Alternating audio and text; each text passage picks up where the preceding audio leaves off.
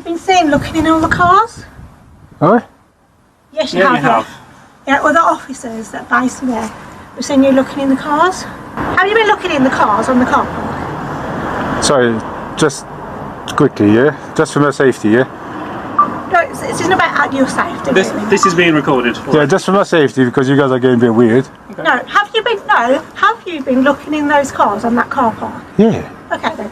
Right, can I have some form of identification, please? Why? Why? Because you've been looking in car parks, you've been acting suspicious. This is a police station. Yeah, I know, it looks like a wreck. Yeah, that's relevant. Have you got some form of identification, please? So who are you? So I'm PC Goodman 22. Why are you coming so close? Can you back? Just so you can see. It's too close though. Okay. Can I have a look at your ID? Which game are we playing then? Can I have a look at your identity? Yeah, but which game are you playing? I'm not playing the whose cars it. I know for a fact that those cars aren't yours. I didn't say they were mine. You can sense the direction of the encounter almost immediately. Rather than focusing solely on the observable facts, a man calmly recording in a public place, the discussion appears to shift quickly toward his identity and personal details. That matters because requests for identification are not always automatic entitlements. Whether someone must provide details generally depends on the specific legal power being exercised and the circumstances at the time. We have concerns. All right. You have an ill intent towards these cars. We now need to check who you are. Why do you think I have an ill intent? Because you're not telling us why you're looking at them. So I want to know who you are. But I'm asking you, who owns them?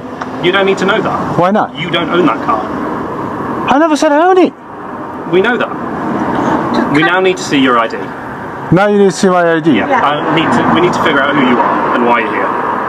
Why? Because you've given us concern. Because I looked at that car. Are you like serious? You've been hanging around here for a while.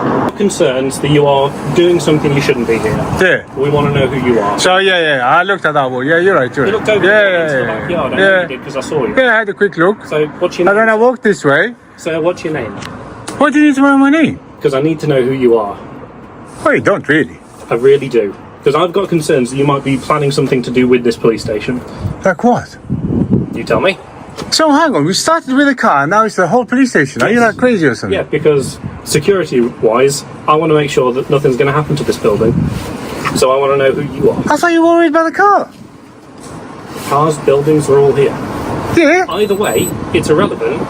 Tell me your name. The encounter, as described, appears to involve shifting justifications for continued intervention. First, the concern is said to be the cars, then the amount of time AB has been present, and later a broader suggestion that he might pose a risk to the station. When the stated reasons for police attention change repeatedly, it can create the impression that officers are searching for a basis after the fact rather than relying on a clear, consistent ground from the outset. That does not automatically make the stop unlawful, but it can undermine confidence in the decision-making process. A person's mere presence for an extended period, or recording in a public place, is not inherently suspicious without additional context. Why do you need to know my name? Are you refusing to tell me your name? Do I have to give you my name? Yes, because I need to check who you are. Is there like any law that says I have to give you my name? At the moment, Yeah. I want to know your name because I want to check who you are.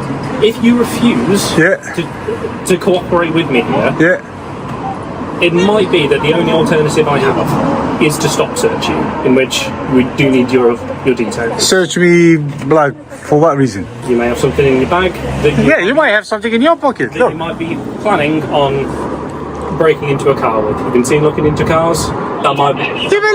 Just look at the car. Sir. Look at the car. Sir, Look at it. That might be a concern for me. What's that? That you might be planning to break into a car. Yeah, that's right. So I may stop search you. I'm trying to do it this way so we don't have to do Yeah, but you know, that's silly. What gives you the grounds to think I'm breaking into a car? Are you like being silly now? You've been seen looking into cars. Yeah, but look at the car. Look at it. So there's nothing wrong with the car. You don't think that there's something wrong with that parking? Look at it. Look at it. It's not the car you're concerned with, it's the parking you're concerned with. Yes, look the way it's parked. Right, okay. How can a police officer park like that? Are you like stupid or something? Oh, because it's the way it's parked. The interaction, as described, suggests the officer may be struggling to clearly articulate a lawful basis for requiring AB's personal details. In those situations, introducing consequences for non-compliance can become problematic if no actual power exists to compel the information. The suggestion that AB might be planning to break into vehicles appears to rest primarily on the fact that he looked inside them. On its own, that would usually be a weak foundation for a serious allegation. Suspicion ordinarily requires specific, objective facts that point toward criminal intent rather than behavior that can be innocently explained. AB then offers a straightforward explanation. The cars were poorly parked across bay lines, and that is what drew his attention. You're asking me for your details still. What do you need? Your name? Right? So what's your name? What do you need my name? I keep asking you that, but you're not responding, man. I've told you multiple times. I need to check who you are. Yeah, but, alright, I've asked you a question a minute ago. I said, do I have to give you that by law? And you said yes. Okay, so what law is that? I didn't say you had to give me your name. Okay then, so if I don't have to give you, then I won't. Time. Yeah. The only other alternative is we may have to. You know your eyes getting bigger by the minute. I'm sure it is. Yeah, I think you need to go and relax. Okay. Yeah, fair enough. You find it what? What? What did you say to him? I misheard that. That's okay. No, she was talking to me, not you. Sorry, I will ask you now to leave me alone. Are we done now? Seriously, I don't have to. I don't have to cooperate with you. I don't really have to. You lied to me. You keep saying I have to give you my name. So I'm detaining you for a search. Oh, okay. So put your hands behind your back. Which power are you using to detain me? I'm detaining you for a search. Put your hands behind Which your back. power? Which power? Section 1 of pace. Section 1 of pace. Cool. Yeah. AB is described as already being detained and handcuffed when he asks the obvious question: are the cuffs actually necessary? That is a significant issue because handcuffs are not a neutral administrative step. They are a use of force. Under UK policing principles, any use of force must generally be lawful, necessary, proportionate, and reasonable in the circumstances as the officer honestly perceives them at the time and stop and search contexts. Handcuffs are not meant to be automatic or routine. Officers would ordinarily need specific, articulable reasons such as credible concerns about violence. Your reasonable grounds are? Because you've been looking in vehicles, the reason to believe that you suspect that you're going equipped and may have something. You can't justify why you're looking into vehicles, only other than the fact that one hasn't got a disabled badge. Yes. All right. Detain you for a search. Them cuffs. PC 22109. Are the cuffs necessary? Attached to Wolverhampton. The cuffs are necessary. Are they really? Yep. So All take a seat for me, please. Am I being violent? Am I being violent to you? No, but I Take don't know a seat who for you us. are. You haven't given me your details. I'm unable to run you through. All right. I'm unable to justify. But am I being violent? Yes. Am I being violent? I just asked you, are the cuffs necessary? You said yes. Yeah. Am I being violent? Assessment, mate. All We, right. we don't know who you are. Was I violent to you at any time? You might be violent, and we don't All know right, who you are. but was I? I wasn't. We don't know, do we? Oh, you don't know. You don't know. Yeah. So you guys, you think that? So you guys think you can park like this, and when a member of the public comes and question that, you think you can do this? Yeah. Do you? Under the grounds that we've given, we can. What? All right. They are said to be presenting the encounter as a Police and Criminal Evidence Act 1984 Section 1 search for items that could be used to interfere with or break into vehicles. If that is the power being relied upon, its purpose is generally to search for specified stolen or prohibited items, burglary tools, or related evidence, not to automatically obtain a person's identity. That distinction is important. A Section 1 search does not, by itself, create a blanket entitlement to demand a name or identification in every case.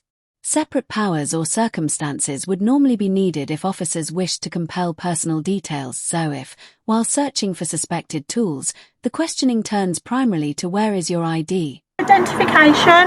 Where's my identification? Yeah.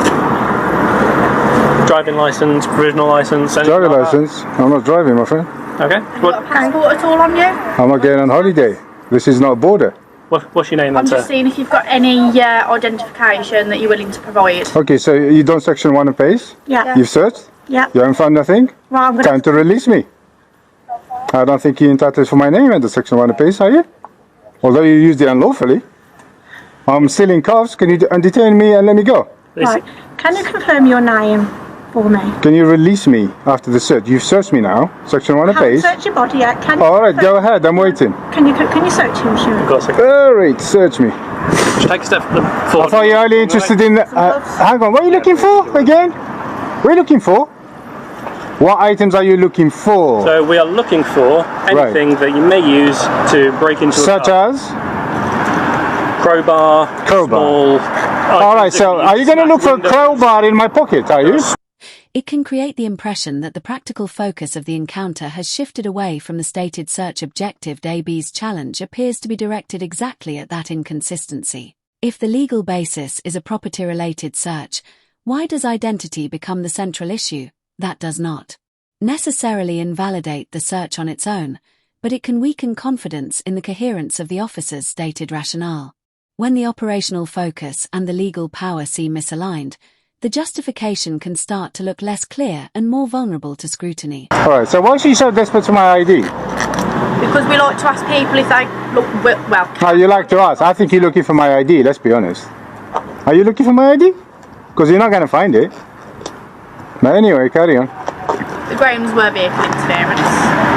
Well, you look at that. Turn around, officer. Turn around and look at that car. Turn around, I won't do anything. Look the way it's parked. I understand. You idiots! You police! You should lead by example. Okay. Who should say that? She said it's a police car. You just treat people like this. Again, you don't know who the car belongs to. Release immediately. Right, are you going to calm down? No, you will release. No. I will not. Right. I will not harm you. Right. That's for sure. I don't know that. You will release. No. I take the cuffs off. What do you mean by calm down? Just release me. Did I ever do any movement? Calm down. Release Right, me. you're raising your voice. I can raise my voice. What I cannot do is be physical against you. Right. But I can raise my voice. But I'm just asking, can you calm down for me? I don't have to. I'd prefer you to. If I I'm gonna release you from I the will cuffs. not On a physically personal risk assessment, assault you. I'm asking you to. Listen to what I'm Please, saying. just calm down I for will me. not physically assault you. I promise. But you'll verbally assault me. But I can shout if I want to. I can raise my But voice. then that's a public order offence. What? To raise my voice? If you're going to shout profanities at me and to other people, Did I shout profanities at you? you're saying that you will. I said I can raise my voice. Right. That's what I said. But I'm going to say, are you going to be calm and compliant? Calm as in which way? Look calm. I can raise my voice.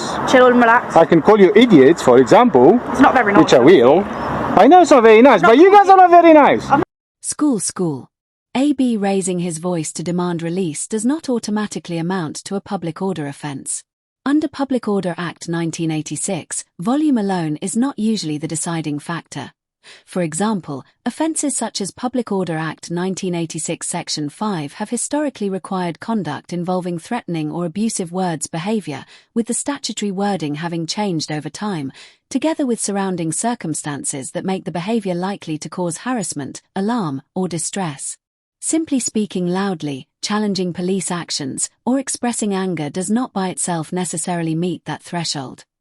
That is why context matters. Tone, wording used, who is present, whether anyone is targeted, and the overall circumstances. If an initial suggestion that raising your voice is unlawful then shifts into a different allegation, such as profanities or abusive language. I called you. Hey, you still searching? No, I was just moving that. Who asked you to do that? Right. That's my stuff. Don't touch my stuff. We're moving it so it doesn't drop on the floor. Are you going to calm down? I am calmed down. Okay. A long time ago. Release Lean now. forward for me. Idiots. Seriously, you guys are idiots. Again, it's not very nice. What's your shoulder number again? 22109.